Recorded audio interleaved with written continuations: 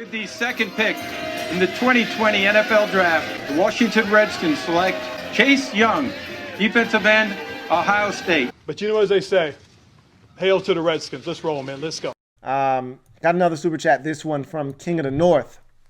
Thank you for the super chat, King of the North.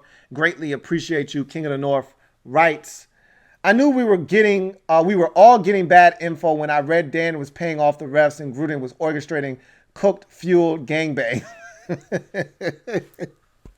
You are so right. You know, like, I knew when I saw the whole paying the referees thing, I said, oh man, this is not good intel that I'm getting here. Like, there's no way that Daniel Snyder and other owners around the league are paying off officials. And I know some of you are like, it's not that far-fetched. Did you watch the Saints playoff game 2 years ago against the Rams? Come on, man, give me a break. Like, no way did the, Saints or the Rams or any team in the league pay off any officials. Definitely not the Redskins. And I thought it was a great quote by someone in the Redskins organization when asked about this particular allegation. And they said, this is so unfounded and ridiculous. If that were the case, we need to get our money back. Okay. He couldn't have said it any better. Like, seriously, if they were paying the officials, well, obviously they weren't paying them enough, or those officials just stole the Redskins' money because it wasn't benefiting this football team. It wasn't benefiting them on the field in the form of wins and losses. Redskins have been one of the most penalized teams in the league. Like, are you kidding me? So I knew when I saw that there's no way that a lot of the stuff that we were hearing had any legs nor merit for which to stand. But, I thought that there would be a little bit more in that article. I did. So, and the whole Gruden thing, look, Gruden has been known to have a good time or two. We've discussed this on this channel before, okay? No one's doubting that. But come on, man. Like, I never once, and I was reading stuff about how Jay and Dan were getting it in, like Jay was never that close and never that tight with Daniel Snyder. Come on, give me a break. Like, they weren't going out and kicking it at bars. They weren't going out and smoking weed together and snorting coke and all of that shit that I was reading. Like, are you serious? Like, had you come at me and said that alcohol was involved and it was Bruce and it was Dan, okay, I'd listen to that.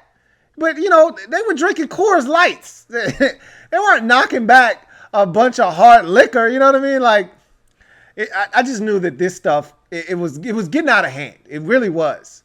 I'm glad the article came out today and not tomorrow, because had they given us another 24 hours, who knows what would have come out, man. There might have been dead bodies under Redskins Park had they given us another 24 hours with the way this thing was trending. Okay, like, it was getting out of line, So I'm with you, King of the North. I thought this thing was getting really, really out of control. People were getting out of bounds, and I'm glad the article came out so that they could put all of that stuff to rest. Thank you for the super chat, King of the North. Got another super chat. This one from HTTR for life. For life. Thank you for the super chat, HTTR for life, who writes, knew I shouldn't have gotten my hopes up. I felt the same way. I allowed myself for a second, and I'm usually one that is guarded. I usually keep my defense up, especially when it comes to this football team, because I've been let down so many times in the past. My mantra, my motto. Hope for the best, expect the worst. All right? And for a brief second, I had a role reversal, and I was expecting the best and hoping for even better. And I simply dropped the ball. I should have been a little bit more guarded in my optimism, but I was eating those crumbs that were being left for me, and man, were they delicious. And it led me down a path that led me to believe that maybe there was a fresh start at the end of all of these crumbs. Maybe I was going to finally get to grandma's house And it was actually going to be made out of candy and cookies and all kinds of delicious treats. And there wouldn't be a wolf or a witch inside waiting to eat me, but as usual, I was wrong. There was a wolf there, or a red wolf.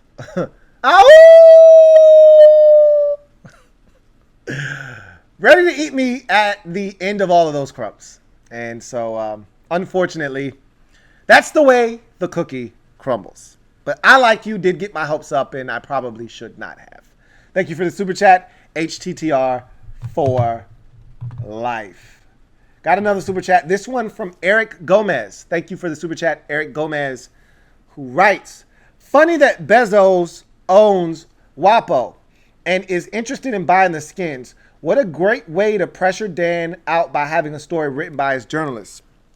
I think that's one of the biggest misconceptions that I've read over the last 4 or 5 days is that, what do you guys think the Washington Post is going to do?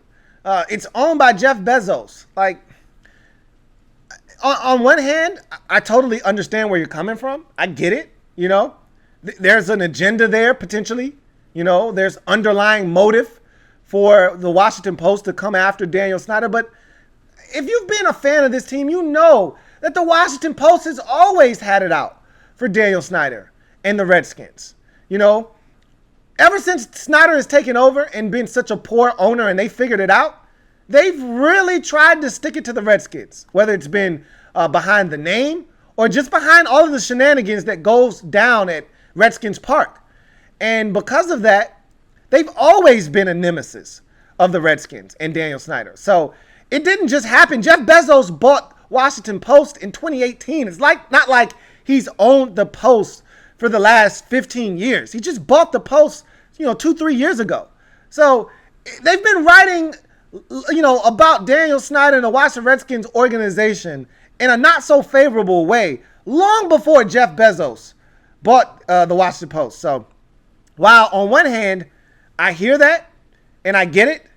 On the other hand, this has been going on for a lot longer than Jeff Bezos has been in control of the Washington Post. So thank you for the super chat, though.